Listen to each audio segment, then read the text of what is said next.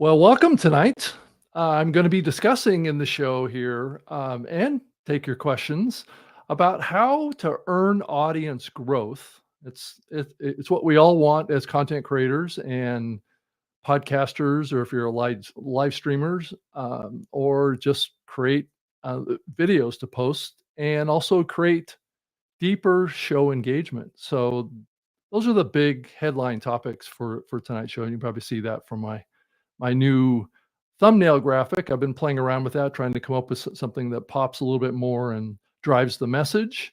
And hopefully that will help with my audience growth with this program as well. I'm in the 37th episode of Podcast Tips with Rob Greenlee, and thank you so much for being here with me tonight. So some of the things that I'm going to go over really are strategies for growing your podcast audience organically, so naturally.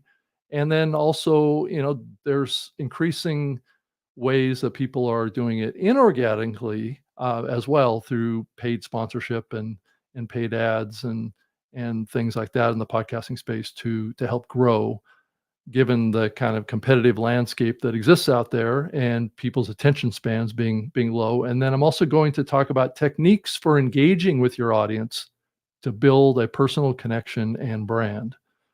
So those are kind of more long-term kind of relationship topics. And then that also follows along with the next one, which is trust that leads to longer term community growth and listener loyalty to the host as well as the content in the program.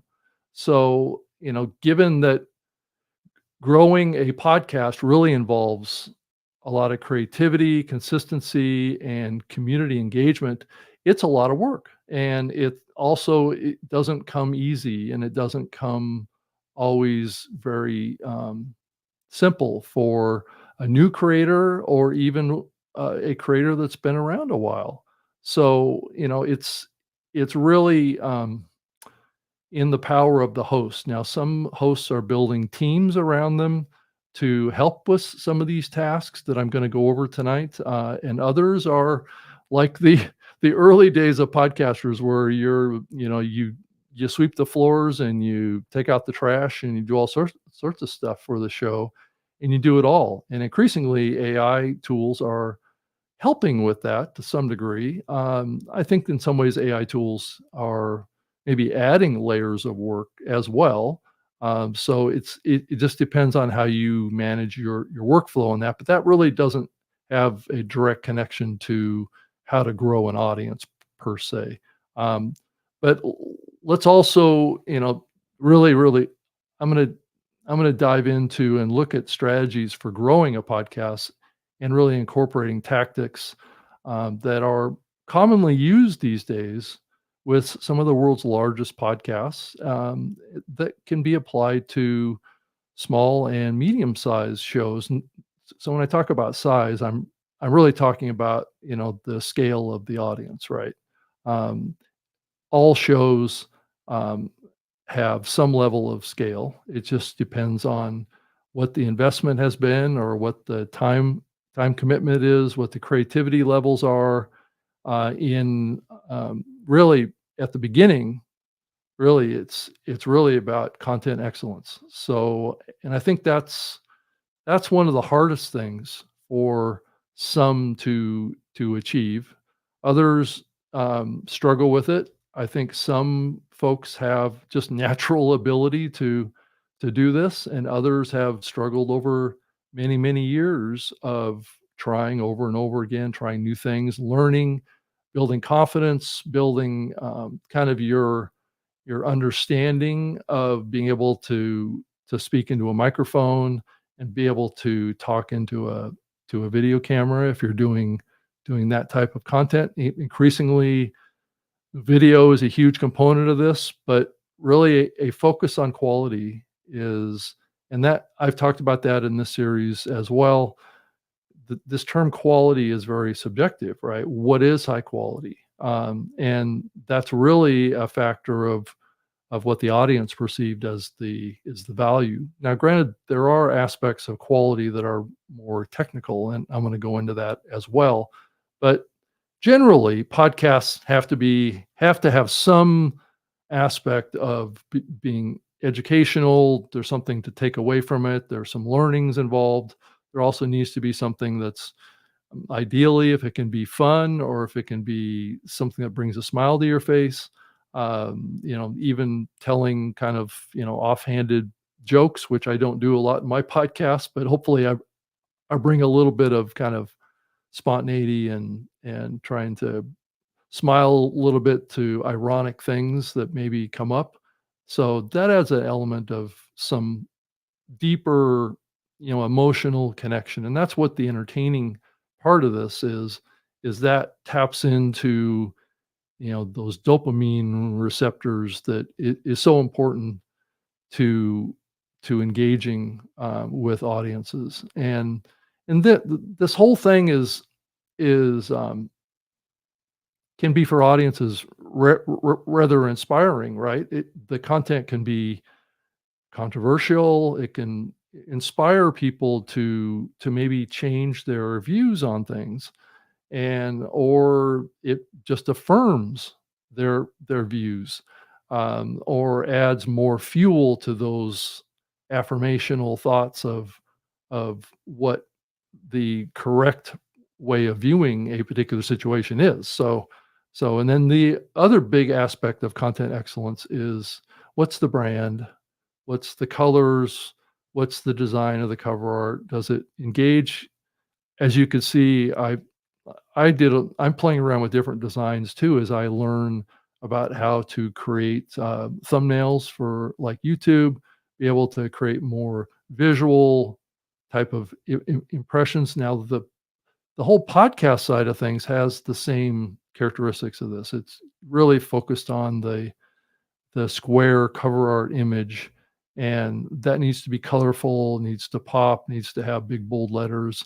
But I do think that the expectations around cover art and artwork for a podcast are a little confusing right now, and I can go into a lot more detail on that. But I think the key takeaway is the professionalism, and so that covers a pretty wide spectrum of topics. Once you throw that professionalism term out there, that can have an impact on the the stage that you have, or the audio quality that you have. What's your audio equipment? What's the quality of the audio? There's a lot of factors that go into it. And I do think if you're getting involved in video, those factors are dramatically more complex. And that is a challenge for some beginner podcasters because they just don't have either the room in a house or an outside studio that they can go to produce really high quality video. And even for me, to be totally honest with you, I've invested quite a bit in my own home studio type of production. I mean, you can see my background. I got colors, I've got bookshelves behind me, and I got those very specifically for my video, so I could have a pleasing type background that wasn't too distracting, but yet could be color themed. But I do think that the unfortunate thing is, and I'm going to go into a little bit more of that later on, is that the bar has been raised. There's no question if you're trying to play in the realm of video. And and I think that there's a lot of content creators that are finding fantastic success on building a very professional looking, almost like a television network type studio, and doing shows like what people have to some degree grown accustomed to on mainstream media. And so it's this interesting convergence of these things. And I've been through it all because I've been involved in podcasting and doing online content for about 23 years, which is beyond the scope of podcasting because I actually started before podcasting started, back in 1999, and started putting my content off of a website. So that was just a MP3 download back then. So this whole video thing was really not even much of a thing back then, but it grew into something more and more. And even in the early days of podcasting, the whole video podcasting thing had production companies that were getting involved in video podcasting that were doing exactly like what we're seeing right now. Um, and that's been pretty consistent over the years with certain shows, especially on YouTube, but that hasn't always translated over to podcasting because the video podcasting side kind of declined when YouTube started. So everybody started doing content for YouTube, and that took that path down this kind of more professional productions type of an approach, where video podcasting had some of that in its early days. And that kind of went away because we became more of an audio medium. So, and then another piece of this too around content excellence is a niche focus or a niche, however you want to refer to this. And and most successful podcasters have really thrived on this concept of a niche or a niche or a focused topic that is very, it's trying to build a niche or a niche that is significant enough and has enough interest, um, but yet it's narrow too. The problem with getting too narrow is that that could limit your audience for one thing, and it could also limit the amount of available topics you can talk about in that niche. So it's always been a struggle in kind of the online media space that niche or niche content has always excelled, but it hasn't always been the perfect solution. Um, I mean, if we think about kind of mainstream media, they have over many years, this concept of a variety show was something that was, you know, well accepted. But as we got into online medium, we started niching down and getting narrow on topics and building passionate communities around a particular topic. Like this show is a classic example. This is a show about podcasting and creating online media, and that is a fairly niche show. So you're not really, I don't have the expectation that I'm going to build a huge live audience with this show because there's only a subset of people out there in the world that really have an interest in really being passionate about doing even podcasting. I mean, just look at the overall numbers around podcasting and you'll see, sure, there's been 4 million podcasts that are currently active in some of the directories out there, but only like, 2 or 3 or 400,000 of them are actually active. So there is on a on a weekly publishing basis or a monthly publishing basis, it's like 10% of that 4 million. So, your potential audience for a show like this is quite a bit less. That doesn't dissuade me from doing a show on this because I am trying to reach a niche audience, and that's that's important to me, especially around my career and the work that I'm working in. And so it makes a lot of sense for me. But some other people want to create a show that maybe they can cover a wide range of topics, and they can be a little tangential to each other or somewhat related to each other. Um, I'm seeing those type of format shows actually start to pick up in popularity. And it's kind of an interesting shift. And I think people are attracted to the personalities more and trying to, I think a good example is, and I know I use Joe Rogan as an example quite often, but that is an example of a variety show, right? Joe talks about a huge spectrum of topics on that show, on that podcast, and on that video production. And I would not classify Joe Rogan as a niche or niche show, but yet it's the biggest one in the world. So I think it's a really interesting example of maybe how the audiences are shifting in their acceptance. And it may be that doing a niche show or a niche show, like what I'm doing here, just doesn't have the scale potential that a show that's maybe like the Rob Greenlee show that could be. I could come up here every week and have a variety of different topics that I could talk about. One week I could be talking about politics. The next week I could be talking about electric cars. The next week I could be talking about, all sorts of different topics. And especially if it's an interview show, I can bring a person in and have that person share their expertise. I don't have to be an expert on every topic that might want to be on my show. So, and that's an interesting contrast to this content excellence topic here. And I do think that the other thing around content excellence gets back to some really core simple topics, or I guess tactics might be the way of saying this. Um, Doing the show on a consistent schedule or regularly, and being regular about it, I think is really key to long-term growth. It's not the panacea or the ultimate solution. There are very successful shows out there that publish randomly. Like they'll put out one week they'll put out a show on Tuesday, the next week they'll put it out on Wednesday. There's other shows that do 3 days a week, and maybe they miss Monday or they do it Tuesday. But I have seen, and this comes from broadcast, commercial radio and mainstream media, is an increasing number of shows that are going either live or pre-recorded daily.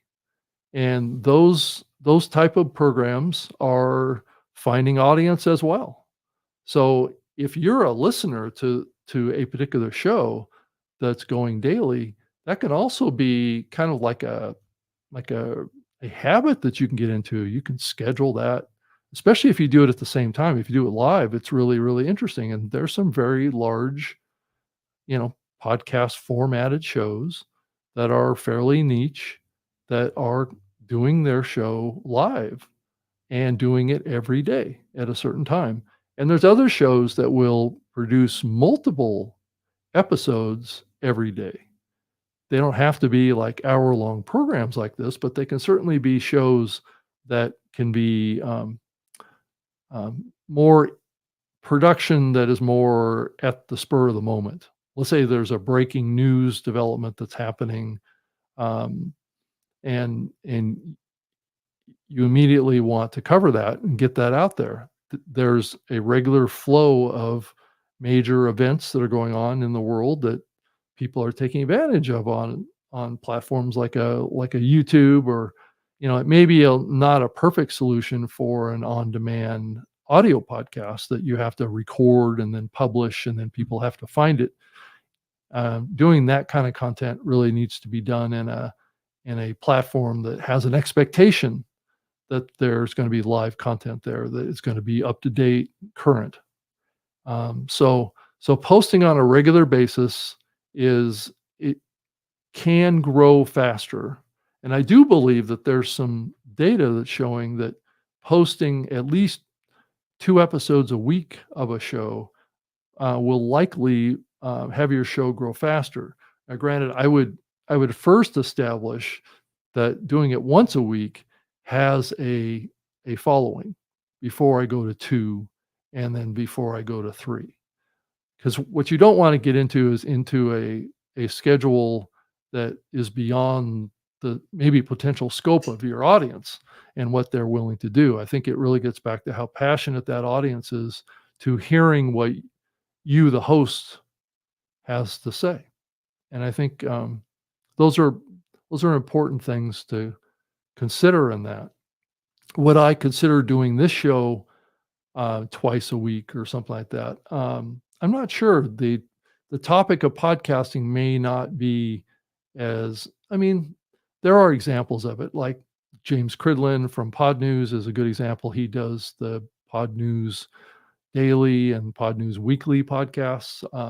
So I guess it depends on the kind of content that you're producing. If you're producing like I am, more of a content that, will be relevant to audiences for extended periods of time. It doesn't have to get caught up in this current event thing quite as much. But that doesn't say that there isn't a place for that. I think there is. Um, but what you do want your audience to do is to look forward to you putting out a new episode and be looking forward and anticipating it and wanting it.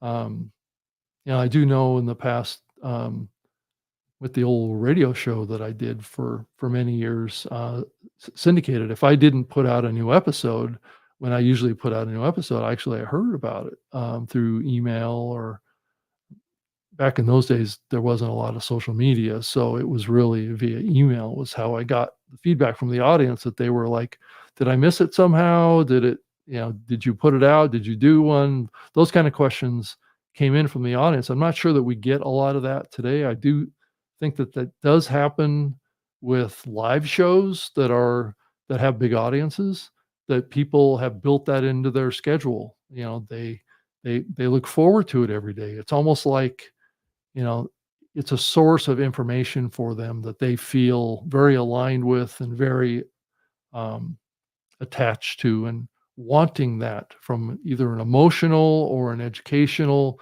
or a news coverage type of an approach. So let's move on from that. I think from a content side, I think those are the key takeaways.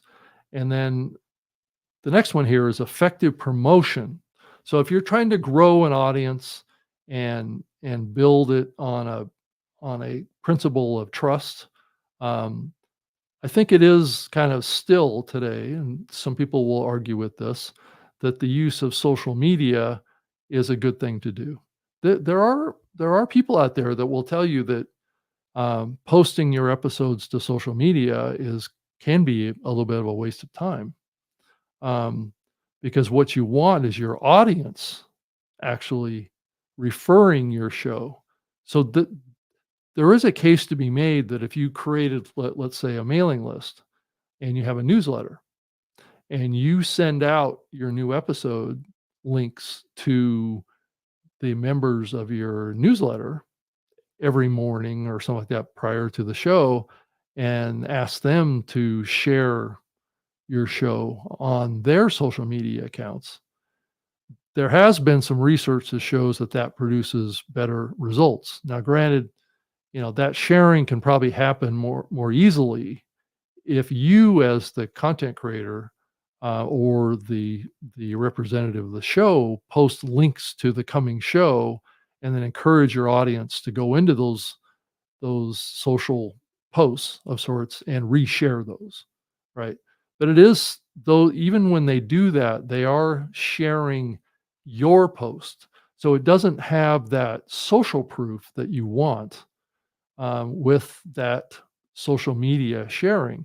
And that's really what drives the audience, is that if someone that isn't a part of the show or isn't the host of the show actually shares it, it's a form of endorsement, is what it is.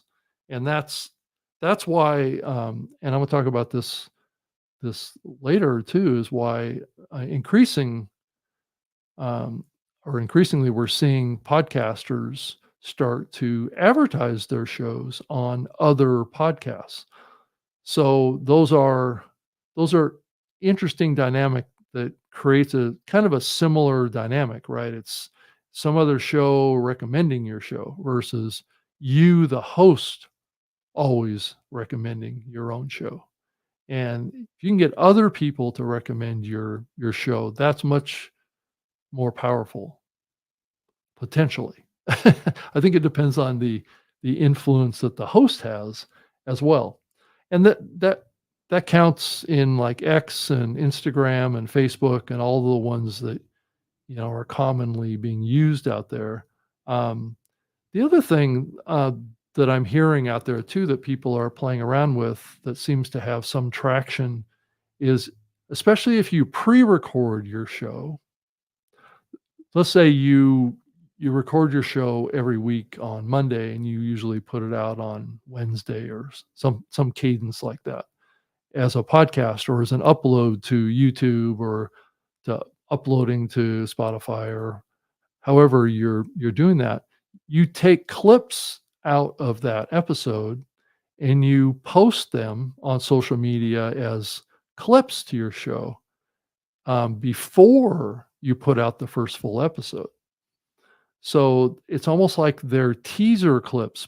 So and that's not necessarily just posting those to, let's say, a vertical video or a reel or a short or any of those. It would be putting it in like YouTube as a horizontal video that's only like maybe 3 to 5 minutes long, and that becomes kind of like a teaser episode for what's coming on Wednesday. So you would post that like on Tuesday, right? So you get people, seeing like a couple of clips from the episode and then getting them excited to see the whole episode that comes out the next day. So I'm hearing that concept as an idea that people that pre-record can take advantage of. Now, if you're doing a live show, that maybe is a little more challenging. But it is possible to pre-record and do all of the post-production on a pre-recorded show and put that out as a live show. There are tools to do that. Actually, StreamYard has the ability to do that. So you could pre-record an episode and then publish it as though it's live at a certain day and a certain time every week. So, that's a technique that you could take advantage of this clip opportunity for promotion, while at the same time having your show kind of virtually live. Now, granted, what you would have to do with that, really, if you want to build community, is that if you're going to air it as though it's live, but it's not really live, ideally, what you would want to do is you, as the host, or your co-host and yourself, would be in the chat room of the platform, right? And is responding to people's comments, right? You're not going to be able to respond to them in the show like you would be able to do like in this show. So if you wanted to send me a comment or a question on these topics, I could pull it up on the screen and I could actually address it live in the show, and that would go out in the playback on this as well. So, and that's a good tease for you. If you have a question or something like that on any of these topics, please post it in the comment field and would love to hear from you. So, let's kind of move on. And then I'm starting to allude to the cross promotion side of things too, where you're collaborating with other podcasters, or if you wanted to do an influencer campaign that is somehow relates to the topic that you have in your podcast, and then also, cross promotion can include being a guest on other people's podcasts as well, or buying ads on other people's podcasts that are not necessarily directly competitive to yours, but podcasters are always willing to take an advertiser, usually, depending on what that financial deal is. So it can be a way that you can leverage these concepts of guesting, sponsoring, and just collaborating with other podcasters too. Maybe do a joint event together or something like that. Do a live stream that has both of your shows on it. There's a lot of collaborations that can be done with podcasting and podcasters to help grow audience for all involved. And then obviously the other one with the whole promotion side is SEO. How do you optimize your podcast titles, descriptions, and your website, even in platforms like a YouTube? There's keywords, there's tags that you need to put in there. Do some research and find the relevant keywords for your topics. I think you can find some of those by using some of the AI tools now as well. So it can help you discover that. But there are ranking platforms out there that will rank the importance of certain keywords to, let's say, Google or Bing. I would also recommend that you educate Chat GPT on who you are and your podcast. So if someone is searching for a particular topic show in Chat GPT, increasingly people are using these AI platforms to do replacement searches for what they had previously been doing in, let's say, just a traditional Google search. So I think it's important, and increasingly these AI platforms, especially Chat uh, GPT with Open AI, it's actually learning from what you're giving it, and it will remember. Now, the question is, will it remember for anyone other than you?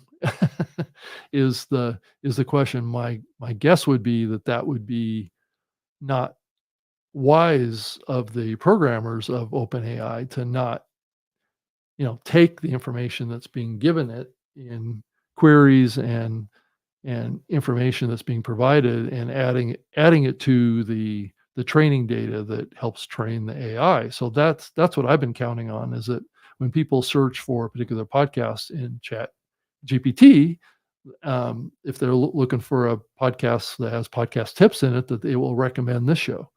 And I think it's starting to do that. So I've been playing around with it and testing it.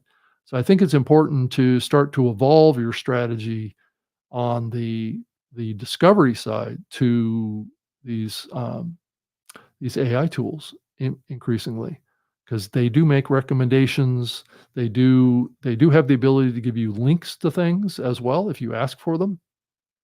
And then the next big category is community engagement. And I've talked about this a lot on this show about that topic. Um, so Matt has a question for me. Let me pull it up on before I jump into community engagement here. Matt Medeiros asked a question: where's that four-way mobile recording boom you're bringing to podcast movement? Actually, it's not a boom box. Actually, I can probably grab it behind me really quick. It's right here. It's called Nomano, is what it's called, and it's basically. I mean, I shouldn't say basically. It's a pretty advanced little recording tool. It's at nomano.co. It basically has lavaliers that you clip on. There's four of them on this, and it has a base unit.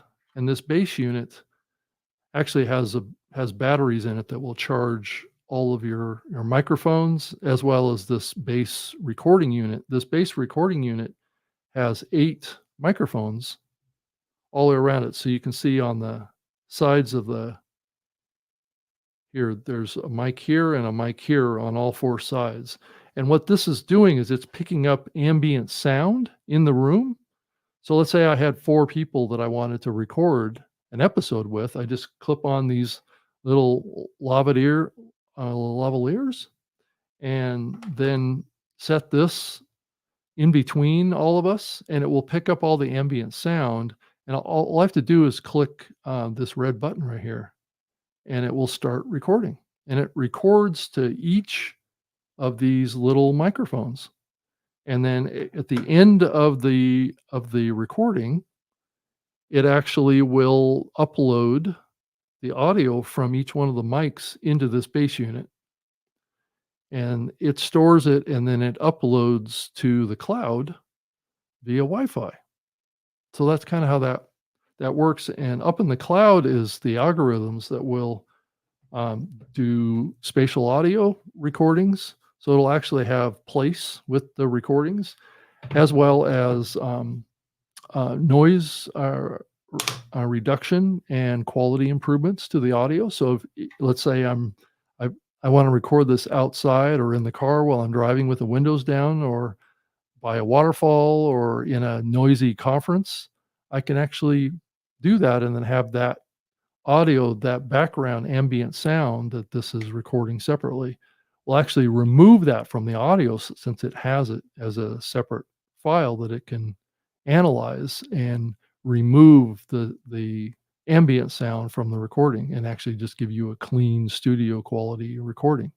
So anyway, I spent a lot of time on that, but it's at nomano.co, and I'm going to be bringing it to Podcast Movement and doing some episode recordings there, and hopefully I can come back and add those recordings to my spoken life show that I do, and that's primarily an audio program that I do. This is really works best with just audio, but you could use it with video if you set up a video camera and recorded yourself with this, and then in post production you take the audio from this and you replace the audio that you captured with your video camera and have it synchronized, and it could sound terrific. So anyway, that's how it works. And Matt, thanks for asking the question.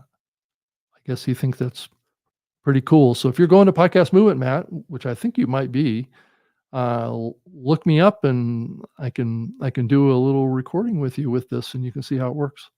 So anyway, well, let's move on and talk about it.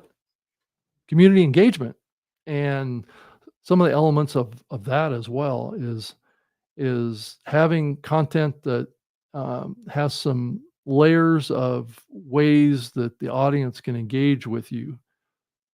Just like what happened with Matt there, a question can come in, and sure, it'll take me off topic for a few minutes, but it's addressing what the audience is looking to engage with, and I could use um, polls, like listener polls or something like that, which is an interesting idea. I had thought of that before. I just haven't figured out a way to deploy it in the show per se.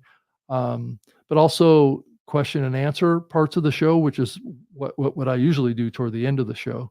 And then I'm certainly open to feedback on the show, and you're certainly welcome to send me an email, rob.greenlee@gmail.com, if you want to give me feedback. And then if you even want to post it publicly, you can certainly do that at my X account, at Rob Greenlee. That's up on the screen right now.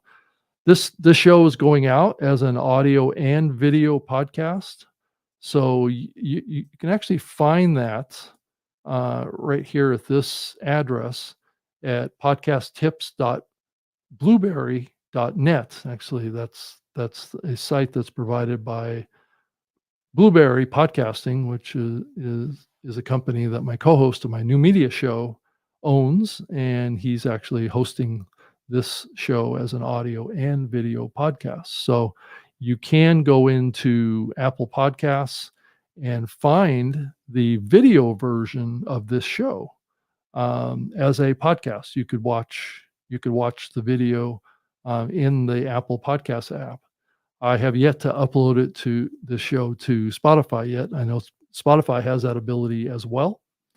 And I'll probably wind up doing that as well. And there's lots of other platforms that can take video now. Even like a Rumble is another one that I do have an account at, and I have some. I don't think I have any of this particular show up on that account, but some of the other shows I've uploaded up there is just another watching. It's really a video platform. It is what it is, and I've had a couple of episodes that have gotten a couple thousand views over there. So I should probably upload them over there as well more. So actually, that would grow the audience to this. And then, so yeah, feedback and involvement in the show, and that's really the power of this live component is getting that conversation that can happen in the show. And then also setting up exclusive groups. So as you can think about like a Patreon, which is like a potential freemium model, or a paid community around the content is another way of developing community, which would be kind of outside of the actual show itself. And it's a way for your audience to potentially engage amongst themselves as well as with you. So, and then maybe learn from you and build more of a direct relationship with you as the host of the show. It's a little difficult to build too much of a relationship while you're doing a show live like this. Um, but you can do that. There's private messages you can go back and forth in these groups. You can also provide bonus content over there. Maybe it's another revenue stream for you, and then maybe offering also some merchandise, whether it be T-shirts or something like that, if you want to support your community with some fan merchandise. That's a great idea as well. And then early access. So, like what I was talking about, if you record your show on Monday, but you typically put it out on Wednesday, you could put it out on Tuesday to your private group. And so there's another advantage. Your community gets access to the content before it goes live public. So that's another kind of hybrid model that you can do. And then obviously the next best one is live video events, creating those as a community engagement strategy. And I think that is a very viable one too. It doesn't necessarily have to be like what I do with this show, which is every episode is a live episode. You could do everything as a pre-recorded video with an audio component or an audio podcast, and then just do like maybe once a month or once every 2 weeks, just do a like a bonus live episode that could be done as well. You can also host meetups. You could engage with your community if you have a budget for it to host meetups in various cities around the country that you think you have the biggest potential audience to pull from. So what people will typically do is they'll go into their podcast. If it's a podcast, they'll go into their metrics platform, and oftentimes the analytics and the metrics platform will show you what cities around the world have the most listeners to your show. So you could position meetups or even in-person live recordings of your podcasts.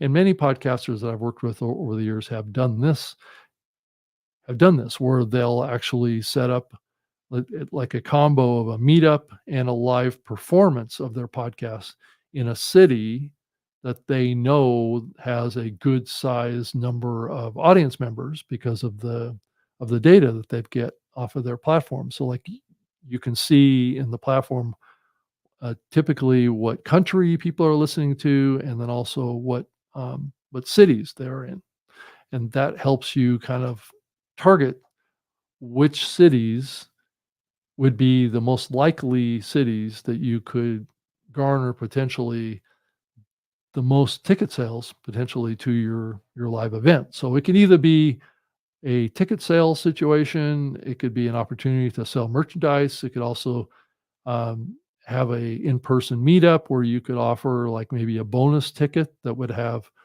the ability to meet you in person at a bar or at a special meeting location. So there's lots of ways that podcasters have done this over the years. The actual live recording performances have also been very, very popular and very successful. I've been to a couple of live podcasts that have been performed on stage that have had over 1,000 or more people there. I don't think it's unusual now. I think if you're a very large podcaster, to be able to have a live recording of your show, um, have it on stage, that you could sell potentially thousands of tickets. It's just a matter of finding the right venue and in the right location that's going to pull from. I know that stand-up comedians have been doing this kind of stuff for many, many years. So, so those are just some ideas that might help you as you grow your show. And then the next one I want to talk about is, and this rides a little bit with what I was talking about just now, is monetization strategies as a form of marketing.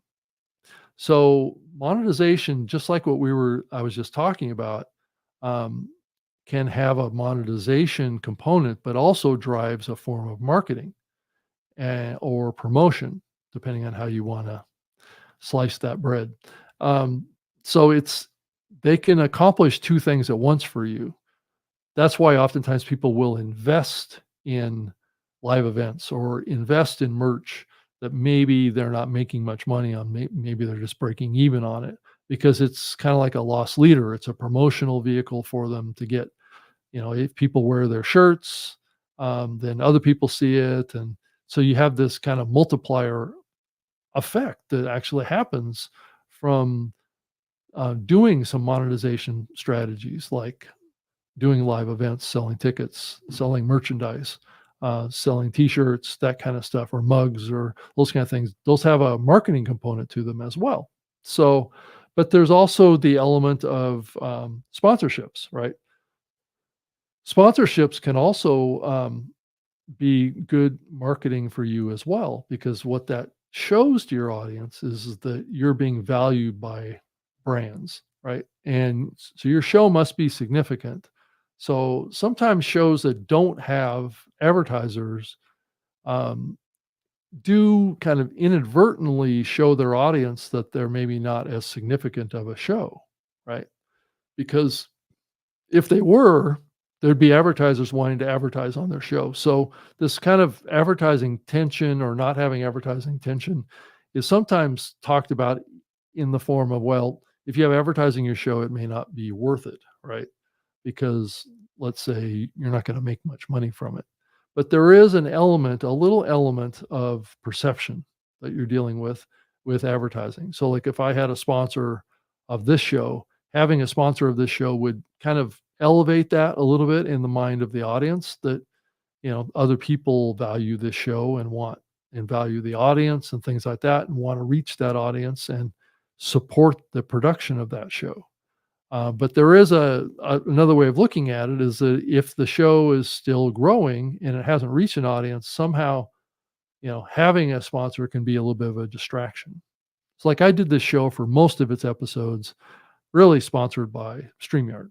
And so that was really kind of a brand deal that I did with this show, but it is an example of what I'm talking about. And that is a component of this too. So um, and and I think it's an important one to consider. I think a lot of very early podcasters get gravitated towards what's called programmatic advertising, which is more automated advertising where they can host it on a platform that the host actually just does all the ad sales, inserts the ads. All you do as the content creator is you post where those ads, or you make markers in the audio of where the ads are supposed to be inserted. Those aren't ads that are read by the host. They're actually done by an ad agency, not unlike what commercial radio has. And then, and it is possible on the monetization as marketing side is paid advertisements. So that can take a couple different forms. It can invest in ads, so you can invest in ads in social media, and like I was mentioning earlier, ads in listening platforms or ads in other podcasts. And those are also really a form of marketing, right, for your show. Granted, it's not; those typically don't bring in money to you unless the growth of the audience that comes from that marketing, which some shows have achieved this. So if you invest in advertising your show on another big show, and that big show is able to successfully drive significant increases to the audience numbers that you have for your show as the advertiser, then you could potentially make more money from the scale of your show. So let's say I have a show that's got 1,000 downloads or 1,000 viewers, and I can make $25 per thousand of viewers. If I run an ad campaign on some other podcast that is able to up that 1,000 to 5,000, that means that I can make $125 um, for each episode of my show on that kind of model, right? So there's an increase in monetization, but at the same time, you're marketing your show, you're reaching more audience, and then it's really a factor of trying to get that audience to promote your show, share it on social media, tell others, get other people connected to your show, and that's where you know especially if you have live events or something like that, your audience members can potentially invite others to come to the live performance. So, it's really leveraging your audience as a marketing and a monetization tool for you is and have that be perceived as what the audience wants to do, right? It's not because you're twisting their arm and forcing them to it. They're doing it because they really like the show, they really like you, they really feel like their credibility is going to be boosted by them sharing the opportunity of your show with others. And that's really at the end of the day behind that social sharing is that the person doing the sharing needs to feel like they're getting social credit for sharing that because it is such a interesting or fun or um, you know opportunity, right, that you are providing others by going to this event or participating in this show, and what would motivate them to actually mention your show on social media is because it is a form of social proof. And then the next piece here is really talking about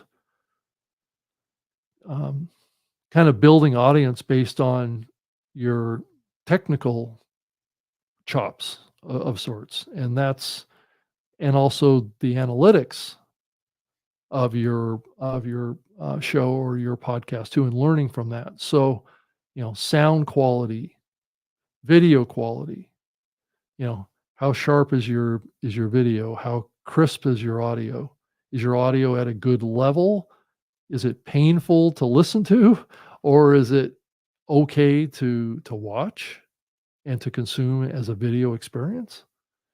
Those are important factors in growing an audience because that audience feels like they or should feel like what they're consuming is up to their standards, and that will significantly improve your listener or viewer retention. And then you can also learn a lot on the analytics side.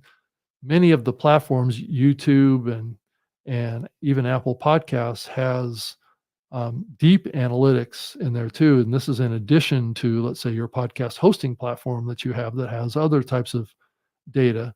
But Apple Podcasts and Spotify and some other platforms have listen duration metrics, which means that it's tracking how long someone is listening or watching. And that's an important metric too, is what's your how well is the show holding on to audience? Are the audience sticking around? Are they moving on? My concern with this show sometimes is that I'm not doing as much visuals in these solo episodes, which I certainly could be, and I probably should be.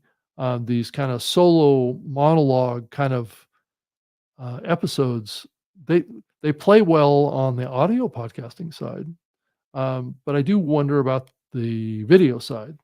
But yet they they have done well in the past, especially when I have guests.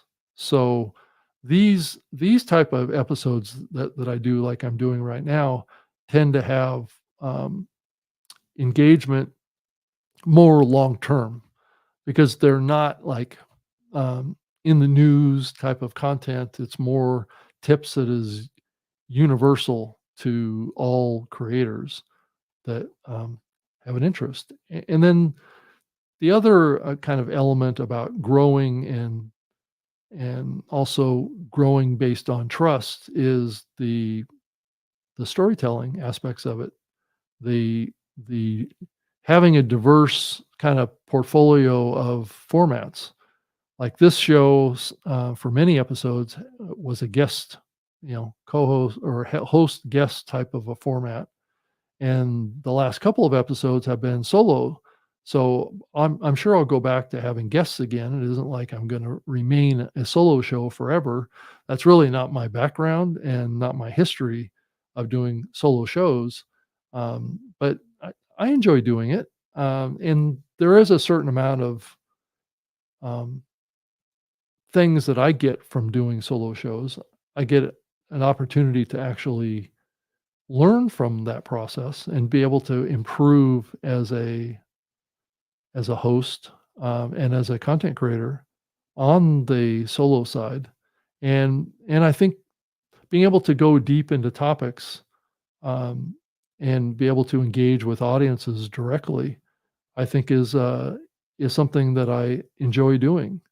I do find that having guests on can be a distraction from the interactivity of an audience. So those are important factors to consider here. And then the whole storytelling side of things is another aspect of this that I can certainly improve on myself, and I think it's an important factor to keep people hooked. I think if you look at the very, very popular, let's say, radio talk show hosts, or even increasingly, there's solo shows out there that are very, very kind of engaging and controversial and have people really, really hooked on their content, are also terrific storytellers. And they're engaging, they get people to stay listening or viewing. Um, I think I could definitely do a better job of that myself, but I think I am getting better at it. But I do think that there is a piece of this, that takes practice, and it takes, kind of, um, skill building. It also takes a certain amount of, preparation. So those are important, aspects too. And so I'm going to move on to another topic as we get towards the top of the hour, and talk about some of the tactics. Now, I've talked about some of the tactics of big shows, and what they've done to grow. And and one of them is large podcasts now, especially audio and video podcasts, typically these days have a physical multi-camera in-person studio. Now, when I say this, what I'm saying is that it'll be a format like I talked about earlier in the show, where it would be in like a studio type of a setup, and there's like maybe 3 to 5 different video cameras that have different angled views on the participants in the program. And so, like, the host has, like, maybe 2, maybe 3 cameras pointed at them in different positions, and the guest has maybe 2 or 3 different cameras pointed at them from different locations in the studio room, and there's kind of like a professional backdrop, like a really nice table that they're on with really nice microphones that are in front of them, and they can really create kind of a a feeling like you're there with them, right? And that's the experience. So this multi-camera, and then having a production team that can switch cameras as they're doing the recording or the live stream. So it can be done either way, but those productions, which we see increasingly, are getting huge audiences and growing, that have basically like a fairly good sized room that they're doing this in. It's typically not a bedroom or something like that.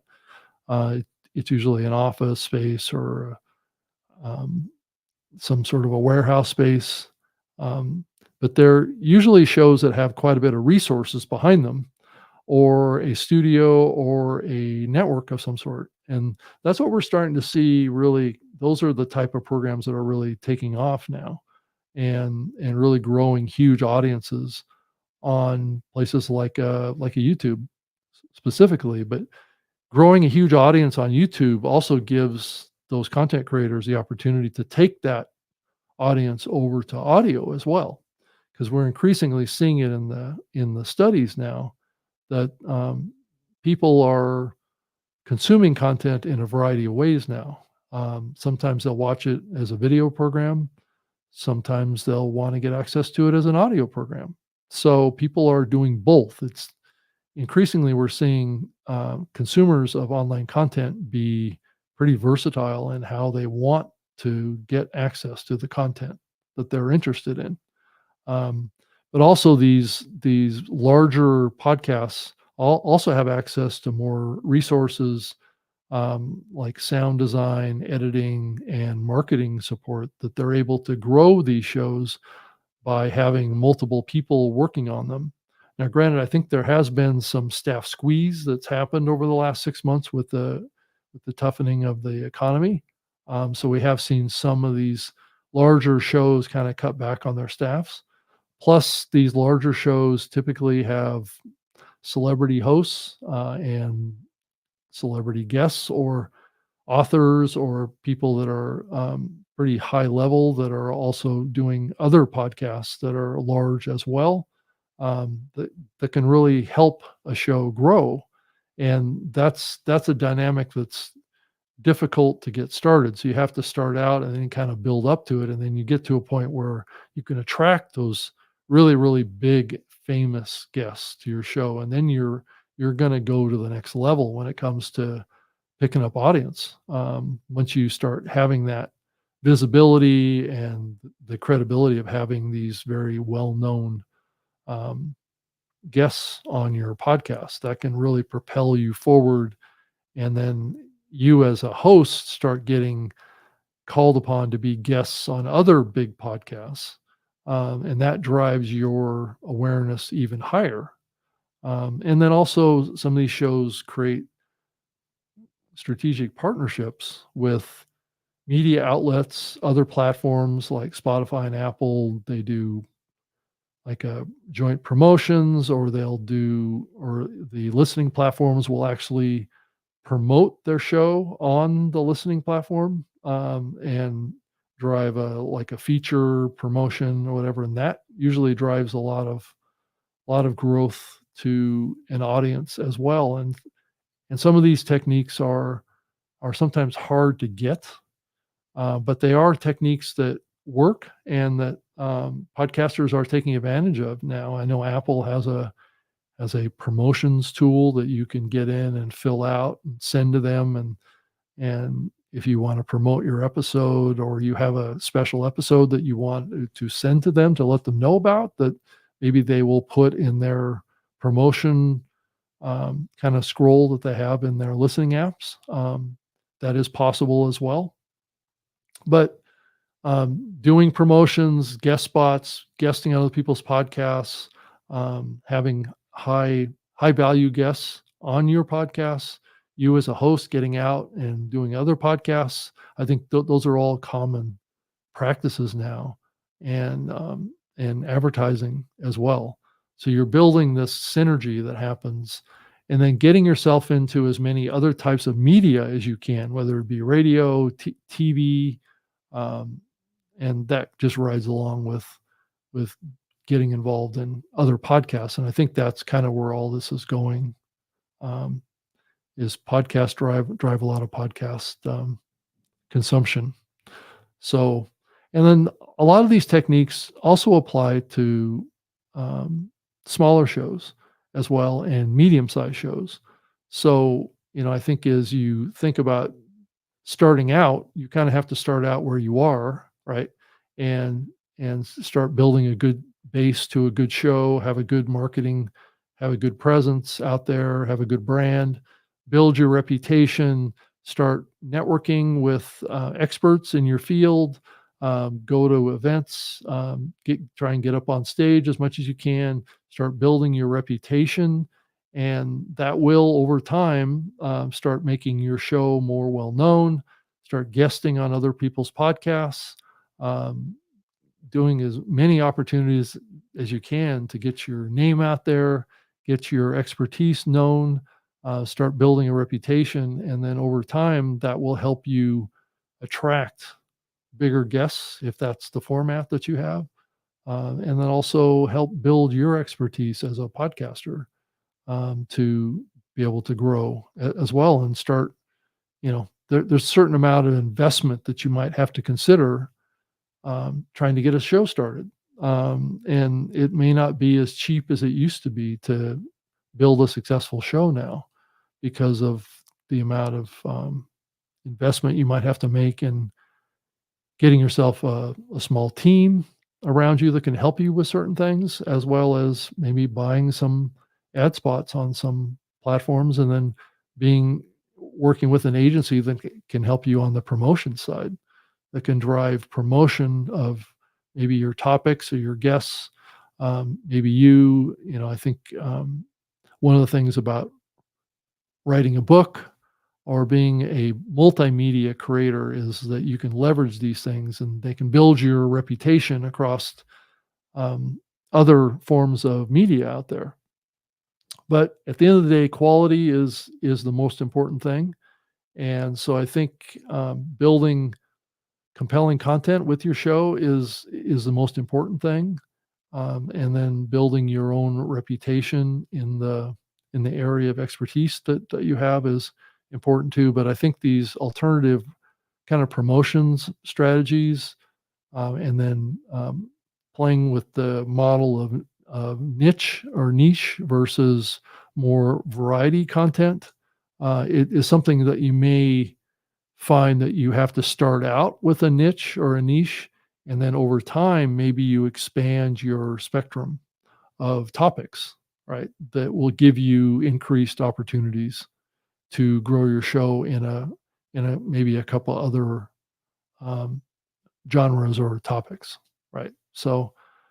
But that's pretty much the content of the show that I wanted to share tonight. I know that was over an hour of detailed strategies here, but you know, really, I think at the end of the day, it's these strategies are really focused on trying to understand your audience at a profound way, and try and give them what they want and what they need, and choosing tactics that best align with that, and have that also align with your goals and the goals that you've set for your podcast and your own personal goals as a host, right?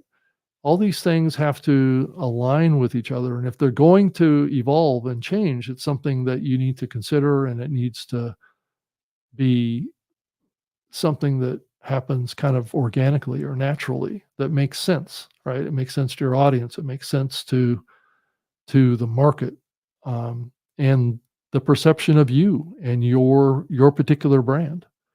Um, it doesn't matter if you're operating a large scale production or a smaller or medium size.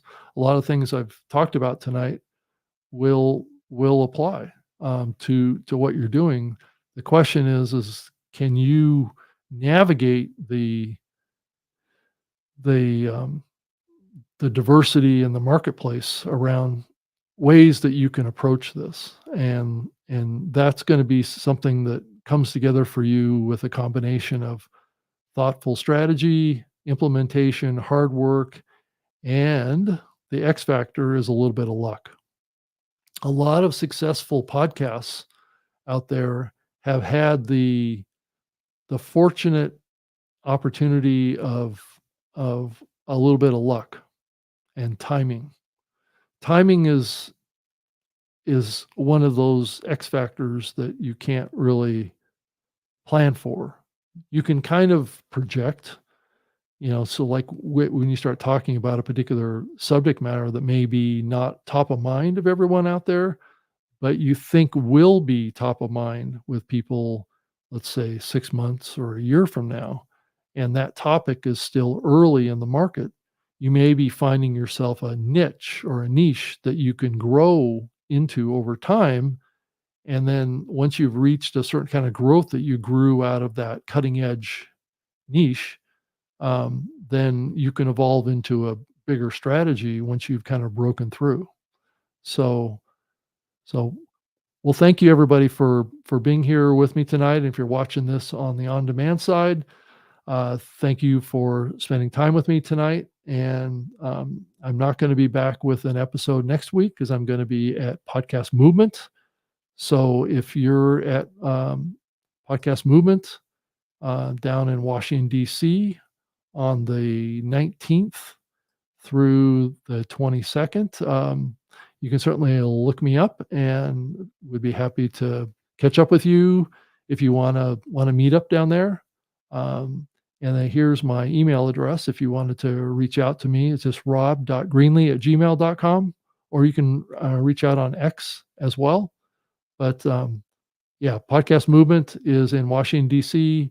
It's at podcastmovement.com.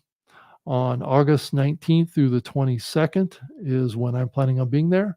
And so, if you're going, would love to hear from you and to hear that you have watched this show and give me some feedback on what you think of this show. And here's my website too, robgreenlee.com. And then my YouTube channel is youtube.com/at Rob Greenlee. And I also do another live show each week called the New Media Show. You'll see it behind me on the album art on the wall. That's usually Wednesdays at 3 p.m. Eastern, noon Pacific. And so that's a show I've been doing for like 12 years on the industry of podcasting. So it's great to have you with me tonight. Thank you so much for your time. And like I said, if you're watching this on the on-demand side or in the podcast, you can find this podcast in the Apple Podcasts directory as an audio and video as separate RSS feeds. So, and then you can find it in Spotify and all of the other major podcast listening platforms. So I hope you have a wonderful evening, and I will see you after I get back from Podcast Movement in a couple weeks. So thank you so much.